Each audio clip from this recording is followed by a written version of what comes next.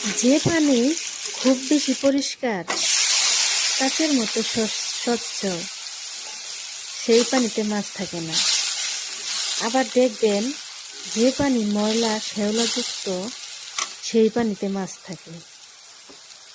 ঠিক তেমনি যে মানুষের মন বেশি পরিষ্কার, সাদা, সত্যবাদী, সে থাকে নিঃসঙ্গ। আর যে ব্যক্তি যতটা বেশি মিথ্যাবাদী, মিথ্যা ভালোবাসা দেখিয়ে বেড়ায়, অভিনয় করে, কেন জানি না সেই ব্যক্তি সবার প্রিয় হয়।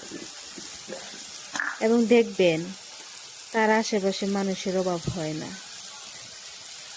আসলে বর্তমান সমাজে এরকম মানুষের সংখ্যাই বেশি, যাদের মনে এক, মুখে আরেক।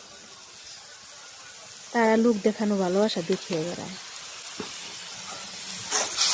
উপরে উপরে ভালো, কিন্তু মনের মাঝে থাকে তাদের খারাপ চিন্তা।